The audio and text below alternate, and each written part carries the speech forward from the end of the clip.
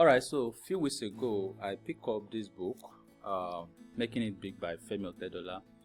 And seriously, when I pick it up, I don't know what to expect from the book because from experience, Nigeria are not that great when it comes to sharing information. And you will notice all those things around the internet. For example, if you check the internet right now about a camera or anything in general, you will hardly find videos of black or Nigeria mostly that talks about those things. So when I pick it up, I was not expecting much, but I got a lot of valuable lesson from this book. And personally, I think it's a book that every business owner or entrepreneur should read at least once. So what I'm going to do in this video is that I'm just going to summarize the book just in case you have not read it, and also I'm going to talk about 11 lessons that I personally grabbed from the book. And without wasting much time, let's jump right into the video.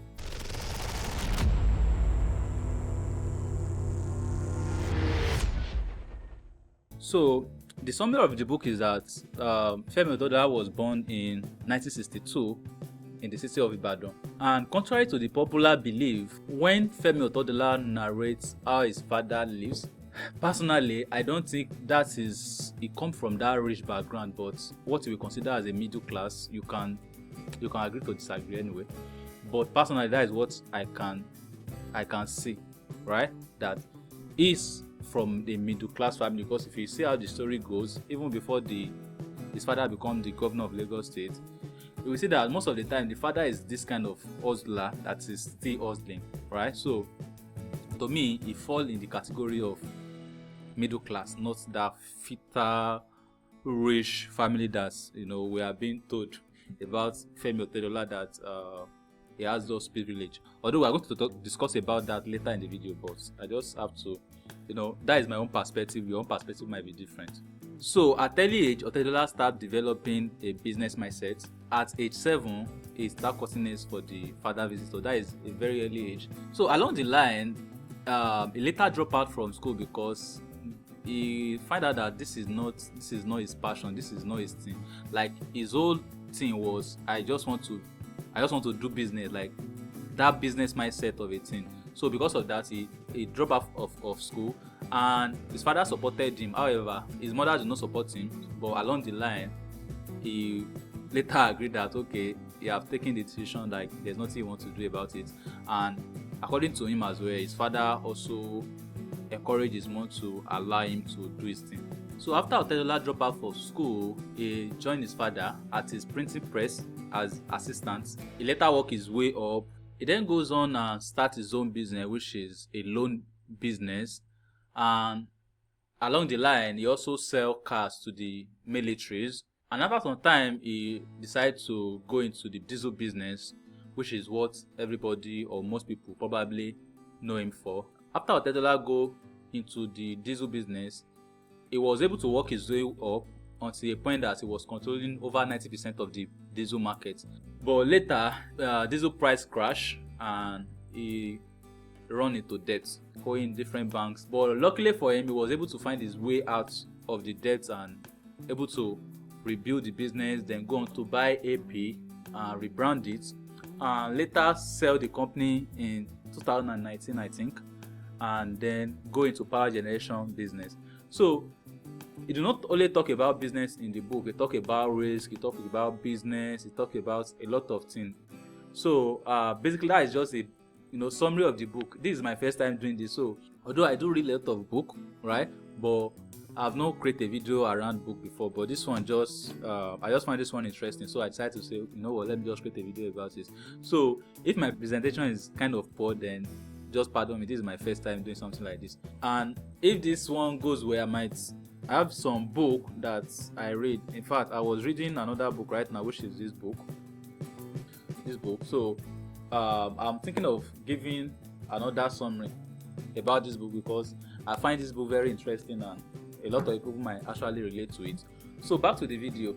Now, that is the summary of the book basically. Now let's talk about the 11 lessons that I personally learned from the book. The lesson you might learn when you read the book might be different from the lesson I learned, because when I'm reading book, attaching it based on my current situation. You get the point? Like what my business is currently going through, or what my life is currently going through. So if there's any lesson I learned along the line that goes well along with my current situation, that is the way I pick my own lesson. Number one lesson I learned from this book is that Otedola discover what he want to do early, and what I also like most about it is that his family supported him. Unlike other family that there are this family that if you don't go school, we disown you. But his father is not like that. Like his father was very supportive, knowing fully well that both parents are they are well educated parents, but seeing their son taking that path that he took, they still supported him. So that is one of the things that I think it actually helped him along the line, because RDB, his parents do not support him. It might still be a little bit to find his way around it, but it might be a little bit difficult, because according to him, most of the lesson he learned is from his father, working from his father business, and most of the lesson that grows with him is from his father. So if his father eventually say, what, if you are not going to school, I'm not in support, he might not have learned those lessons. You get the point? So I think that help a lot when you know what you want to be early in life, and you have supportive parents or supportive family. For example, like someone like me, when I was in primary school, looking at how people work, salary work, I was like, this is not the kind of life I want to live out. Someone that will wake up early 6 o'clock and go to work, enter house by 11 o'clock. Like I was already convinced that I'm not going to do salary work. But along the line, I end up doing salary work because the challenges was too much and everything. But while doing the salary work, I still know this is where I'm going to. So I think that can help a lot when you know what you want to be early in life, or your children, you already know that okay, this child is not education type, or they have passion for so thing. So you just support him, and I think it's going to help them a lot. So the number 2 lesson I learned from the book is that value first, then money later. For example, the way people see how to make money is something like a machine that is just going to be printing them money. But the way he sees money in the book is that if you give people what they want, like a service in form of value, then that is when you get money. So that is the way you want to see money or products or service. For example, when you want to sell a product, what value is that product giving out? Like what value are you providing to deserve that money that people are going to give you? Because for you to be rich, you need to collect other people's money and add it to your own, and you need to do it legally. So that is the mindset that most people should have. Like, okay, for me to have money, for me to collect money from someone, I need to provide a certain value. You get the point? So even when you are selecting, for example, in e-commerce business, when you are selecting a product, you are looking at the value that the product is supposed to provide, not the shine thing. Like what value is this product will provide? So that is another valuable lesson I learned from the book. Okay, so the number 3 lesson I learned from the book is that you need to fail and fail fast. I think that might sound like why should I fail? But the truth is that you need to fail for you to find your way around it. You need to fail for you to know your next step. Let's say, for example, you go into a business and the business was just booming. Like you don't have any challenges, you don't have any issue, and the business was just booming. You might think that you are lucky, but it does not make any sense that you are doing business or you are doing something and the business was just going well, like no challenges, no failure. But what the Otedola talk about in the book is that failure is one of the things you need to embrace. Like you should learn to fail and learn to face fast. The reason why I say learn to face fast fail fast is because if you fail at your old age, you might not have enough time to come back again. Like you might not have enough time to recover, from the failure. But if you fail at your early age, like you embrace failure, like okay, I just want to do this. I don't care if I fail or not. Then if you fail at that early age, you know that okay, I'm just 35 now, or I'm just 37 now. Then I still have a lot of way to go to recover all those things. But if you go and fail at age 60, then it becomes an issue, because the strength to recover those things maybe is there, but the chance of you coming back and recovering the what you have lost or something like that might not be that fun again, like might not be that easy again. So that is why I say you should fail and fail fast. The number 4 lesson I grab from the book is that access to the right information is going to save your business from a lot of mess. And as a Nigerian, I think we don't give enough room for information. For example, if people want to go into business now, what they do is that they come to YouTube and they learn about the business. Although YouTube on its own is providing you an information, but what you have to understand is that some people on YouTube are creating content because they need money, like they want to make money from the content creation. I hope you get my point. Some of those advice you are getting, like they are not first-hand advice, right? There are some videos that I might want to make now. For example, let's say I want to compile top 20 businesses that you can start. You get the point? Maybe out of that 20 businesses, the only one I've personally do it from there is 5. So the other 15 I have to do research about it and get the idea from the internet. You get the point? So it's still an information, but you are not getting first-hand information. So what Otedola suggests is that you should find a way to pay for consultants, pay experts, and have a mentor, and have a role model as well. So he discovered this after the collapse of the Xenon, which is the diesel company he started, because he started the business out of frustration. Like someone come to his house to deliver diesel, and diesel was just piling from on the ground everywhere. So because of that, it was like, what are these people doing? I can do this thing better than them. So that is how you just go into the business. Like it's based on the frustration and the problem you have. Like, why is these people running business in this messy way? You get the point? So it's not like he go into the business like, okay, he has someone that holds his hand that, okay, this is how to do the business. No, he go into the business because based on the frustration, and because of that, the business was growing so fast that he did not even have a time to learn from other people in the industry before him. So after the collapse of that company, that is when he said, you know what, I should have looked for experts to put me through, to tell me 1 or 2 things that I need to put in place, like risk management and every other thing. So that is when he paid 100 million naira for a consultant to rebuild the company that already collapsed. Then he paid another 150 million naira to acquire AP.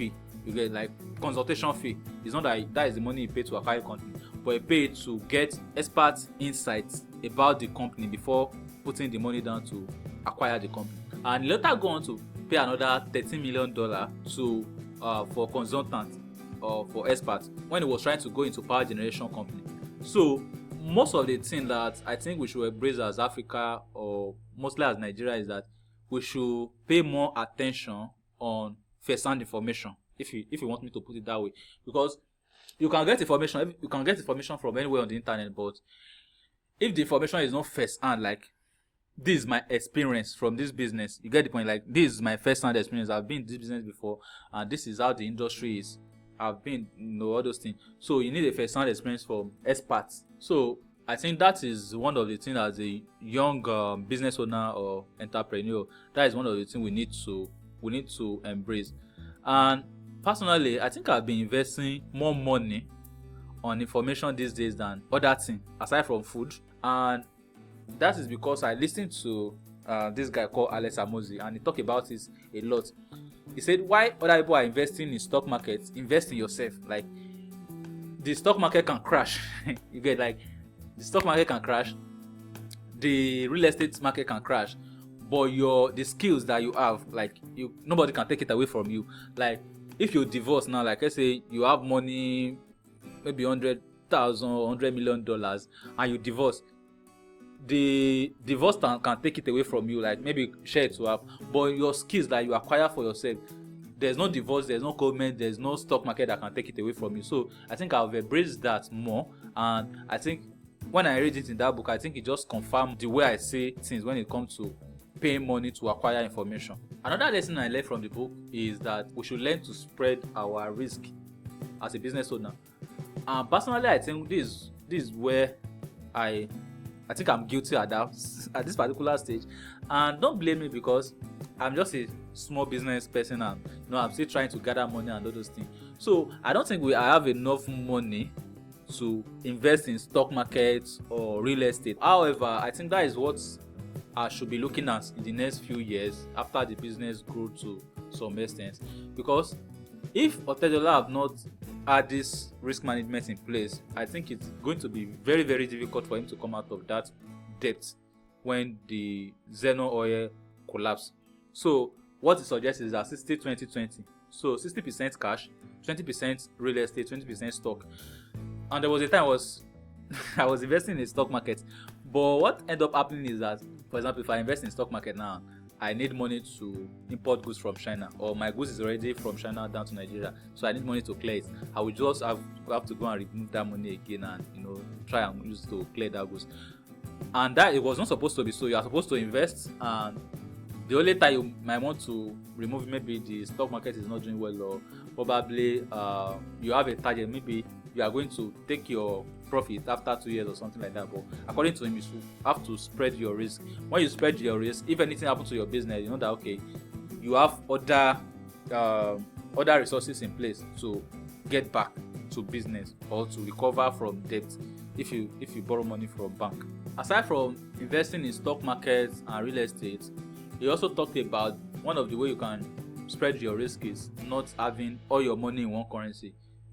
Because for example, when Naira was devaluated, right, if you have like $100 million in net worth before, when the Naira devaluated and you have all the money in Naira, that means your money is going to devaluate with the Naira. But if you have it in multiple currency, even when the Naira is devaluated, you still have it in another currency that okay, this one is still standing strong. So that's another way you can spread your risk. But most importantly, you want to spread your risk so that if anything goes down, then you have another thing to like recover. The number 6 lesson I learned from the book is that people pay you based on what they see and how you appear. And oftentimes you hear that don't judge the book by its cover. But the thing is that either you like it or not, people will still judge the book by its cover. For example, we talk about a furniture guy that came to give him a quote for a job, and the guy come with say old Volkswagen Jetta to give him the quote, like that is the car he drove to his residence. So after he saw the guy and the guy gave him a quote, based on the kind of car the guy drive, it was like this guy, if I offer me this amount, he should be able to accept it. Like this guy should know what more than this amount. That is how he perceived the furniture guy. So he priced him half the price of the quote that they initially gave him. So after some negotiation, I think they agreed on not so far from the half price. After the conversation and after they agree, he now tell the guy that, do you know why I price you half your price? The guy said no, and he said it's because of the way you present yourself or you brand yourself. That maybe you have come with maybe like a Mercedes Benz, that it will have perceived you as high individual person or someone that have a high standard or something like that, that it will not have pricing that low. You get the point? So you now say, you know what, I'm going to offer to sell you my Mercedes Benz so that you can level up your brand. And after that, say the guy goes on to expand his furniture business to a large extent that today was doing well. So whether I like it or not, this analogy makes sense. Although not a lot of people might agree with that, but that is how people judge you. Like, for example, let's say you have a seminar on how to make your first 100 million, and you have 3 hosts that's coming from the event. You see that one of the hosts have arrived to the event on Okada, and the other host arrived to the event on old Toyota Corolla or something like that. Maybe it's not even his car, maybe it was dropped off by an Uber driver. And let's say the other one arrived to the event with Lamborghini or Ferrari. If you are being honest, which of these 3 people will you listen to? Will you take their advice? Probably the guy that arrived with the Ferrari. So you have to present yourself the way you want people to perceive you. So I think that particular lesson stick with me. when I get to that part, I was like, why will you judge someone with that because of the car he drove? But at the end of the day, it is what it is. So number 7 lesson I learned from the book is that one of the best business you can start is a business that have high market demand and low market supply. There's a lot of people looking to buy this thing in the market, but there's this little people that is supplying the product to the market. That is the best business you can start. And I think that is how I was able to win from the diesel business, because according to him, the whole country was surviving on diesel, like house, office, factory, manufacturing company, like banks, like everywhere they are surviving on diesel. So I think the demand was already there, but the supply is very low. So he was able to come to the market and was able to pull it off and was able to find the success in the market. So, and I think I'm going to create another video on this topic on how you can use a strategy to find a business idea. Just look out for that video. I will be releasing it very soon. The number 8 lesson I learned from the book is that you should not trade your reputation and integrity with anything. So during the diesel crash, when he go into debt, people was thinking that okay, he's going to find his way to go around it, that he will not pay the debt he owes the banks or other people. But what Otedola do was shocking, because he ended up forfeiting almost all his assets, like the stock he has, like the houses and every other thing. And his reason was that he don't want to trade his integrity for anything, like his reputation. He want to keep his reputation clean, so that, for example, if you owe the bank, like the bank that he owes, he do not pay them the debts and he still need money in future. Like if you go back to those banks, do you think that those banks will give him another loan? No, they are not going to give him. So you need to make sure that his reputation was clean and you don't joke with his integrity. And I think most people these days, they don't care where the money is coming from or what they will do to get the money. Like their integrity is not important, not that important to them. So I think integrity is it just paved the way for him. Like if you have a very clean integrity, then you are good to go. Because in this current world now, like in this current internet age that we are in now, if you want to do business with anybody, what people do most of the time is that, for example, they will get your name and they will go to internet and they will go and search about it. And if they search about your name and Google is bringing something like scam, fraud or something like that, then you know that that business deal or that purchase, you are not getting it. So if there's anything you want to do to win in business, is to keep your integrity. The number 9 lesson I learned from the book is that the reason why most business fail is because they spend their expected profits. And they talk about it in a way that some people, they will go to bank, they will go and borrow money. Let's say they borrow 100 million, and out of that 100 million, they know that okay, this business or this product they want to do, let's say I want to do a farming business, or let's say a poultry business with that 100 million, and I'll do my calculation that okay, by the time I sell this and do this and do this, I'll be having like 30 million naira in profit. They will now go and remove that 30 million from that money that they loan and start lavishing it. According to Otedola, anything can go wrong, just like what happened to him. So what you want to avoid, especially when you borrow bank loan, is that you don't want to spend your expected profits. If at all you want to spend your profits, it should be profit that you have already made and you are seeing it in your bank account, not the one that you calculate from your head that you are going to make. Then you now go ahead and start spending it. The number 10 lesson I learned from the book is that government policy will either make your business or kill your business. And I think he experienced both. He experienced both the bad one and the good one. Otedola was very close to government, like he was very close to people in power. So because of that, he has some privileges that some people do not have. But at some point, I think that privilege was derived, like was taken from him when Obasanjo will become a president, and they linked him to one of the military guys, something like that sentenced Obasanjo to life imprisonment or something like that.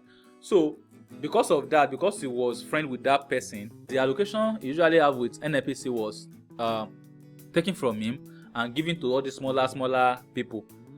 But he was still able to find his way around it in a way that those smaller people still come to him and sell those allocations to him. But the only thing is that he was not making as much profit as what he was making when he gets it directly from NNPC. So at some point he want to close down the company and all those things, but he was still able to find his way around it. And according to him, every problem have a solution. You just have to find your way around it. And if there's anything we can learn from this as a normal business people, is that we should take advantage of government policy, either bad or good. For example, when there's a policy that's of the Naira scarcity, like the Naira redesign, and a lot of banks were not disposing money, and there's Naira scarcity everywhere. What some people do is that they was able to find their way to get money, and when they get that money, like all these POS people, when they get that money, they give it to you at a very ridiculous price, whether you like it or not. The policy was a bad policy, but those people was able to find their way to make that policy to their own advantage. And I can tell you for a fact that most of the POS people that take advantage of that policy, that Naira redesign policy, that year was one of the best, if not the best year of their life.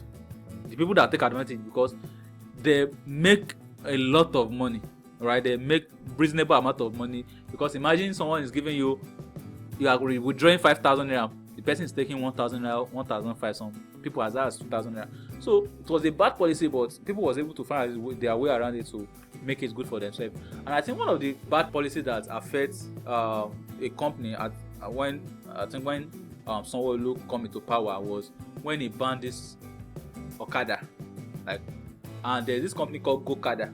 So this company has already positioned themselves as Okada company that is well organized. But when the policy come into place, it just shut down the company. Although they were able to try and rebrand to another thing because they have multiple companies, but nevertheless the thing still affect them, like it just break their business. So you should always prepare for government policy, and any government policy you should find a way to take advantage of it. That is what I can learn from that particular lesson. The 11th lesson I learned from the book is that as a business owner we should know when to scale, because when I was reading the book, and also that was like, then I buy a new truck, then after some time we say then I buy a storage space, then later I go on to say I buy a ship. Then I was like, this guy was just killing it, like was just every step of the way was just like chopping it, cleaning it. Like he know exactly when to scale. Like this thing we need to do it, like this is the next stage of this business, we need to execute it, like he does it. This is the next stage of the business, we need to do it, like he does it. Like going from someone that is usually sits with his driver called I think Samson in the front seat of a van while the drum is at the back serving diesel to a house and all those things. They go on to hire people as the sales executive, then get more customer, then go on to buy trucks, buy storage space, ship and all those things. So I think he was a very good business person that know when to scale and how to scale, right? And what I find out is that maybe personally in my life, I don't know about other people, but I think this should also apply to other people as well. What I find out in my life is that when my business is doing well, like it was generating a reasonable amount of cash, I don't see any reason to scale. Like I was just in that comfort zone, like okay, there's no point of scaling. It was of recent I was just thinking about like is this how I'm going to be stagnant? The business is just stagnant, it's not moving forward, it's not moving backward. So I think that lesson really hit me hard, because it's just like you are talking to me, like this person is just trying to pass me a message that know when to scale. Don't just sit in that place and just be comfortable with what you are getting currently. Like go on and try something new, try to fail, and if you fail, you get up again and try something new. So I think that's one of the best lessons I learned in the book. And I said earlier, most of the lesson I take from that book is lesson that kind of pass the message to my personal life, not the general lesson and that everybody know. So I think this is the book I will have to read it again, because there are some of the message I need to get again. So that is the summary of and the 11 lesson I can grab from the book Making It Big by Femi Otedola. And also I'm just going to give a key points, a little bit of key point that I think we should talk about in the book, which is in general, what do we learn? If there's anything we need to learn from the book, is that Otedola discovered what he want to do early. His family was very supportive, and one of the things I admire him for is that he talks about the fact that people said he have unfair advantage, and to some extent he admits to it, like fine, I have access to people in power. My father was able to borrow me money with low interest rate and all those kind of things. But some people will still have all this unfair advantage and they will not still utilize it very well. That's another thing you have to keep in mind. Like, because someone comes from a rich background, do not automatically make him a rich person. Like, reading the book, you know that he puts in a lot of work. Like, he don't just sit down that, okay, my father is rich, so I don't need to work, or my father is rich, I will just use my father's name to grow my business. That is not what happened. Like, he work, he derive himself from his family. Sometimes he say he will be at church and he will get a call and just go to the depot and all those things. Sometimes we get home by 2 o'clock, sleep by 4 or 5 o'clock, he's already out going to. So you know that the guy just sit down and was relaxing, and because his father was a millionaire and he have access to the government and all those things, he put in the work. Like, the hard work pay. And also what the fact we cannot deny from the book is that the book you might not be able to replicate what it does, right? You might not be able to replicate what it does because you might not have the same privilege that he have. Like, we might not have access to the government, we don't have access to, have a loan with low interest rates and all those things. But if for anything, we should learn at least 1 or 2 things from him as a business owner. And those are the things that I just listed out. And I said, if you want to read it, you can grab it and read it. But that is the summary and the key lesson I personally learned from the book. And I hope you enjoyed this. And I think it takes more time than I expected. And because this is my first time of talking about book, even though I read books, I don't talk about it that much. And I'm also going to be having a video that's going to be coming up soon on how you can support a business idea using his formula. So I think you should watch out for that video. If you are looking for a business that you can start with 50,000 naira or less, you should watch the video that is showing on your screen right now.